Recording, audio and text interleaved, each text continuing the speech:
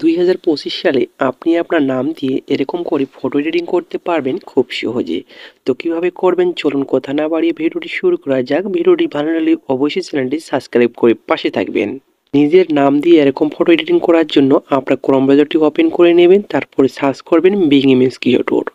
তারপরে একটু স্ক্রল করে আসার পরে দেখতে পারবেন একটি অফিসিয়াল ওয়েবসাইট কিন্তু আপনাদের সামনে শো করবে। তো এখানে জাস্ট একবার আপনাদেরকে ক্লিক করে দিতে হবে। ক্লিক করে দেওয়ার সাথে সাথে ঠিক এরকম একটা ইন্টারফেস চলে আসবে। তো আপনারা এখানে ক্লিক করে একটি জিমেল অ্যাকাউন্ট দিয়ে এখানে সাইন ইন করে নেবেন, ঠিক আছে?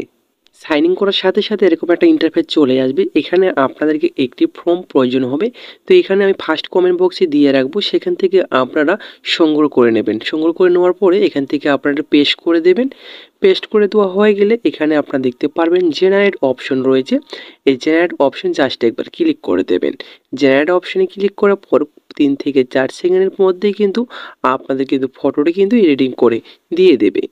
তো ভিউয়ার্স দেখতেই পাচ্ছেন কথা না বলতে বলতে 4টি ফটো কিন্তু এখানে এডিটিং করে দিয়ে দিয়েছে।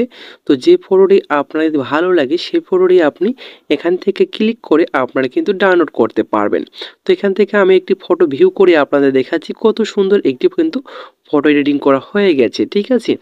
তো আমি এই ফটোটি উপরে ক্লিক করলাম, দেখতে পাচ্ছেন আমার নাম দিয়ে কিন্তু ফটো এডিটিং হয়ে গেছে 2025 সালে।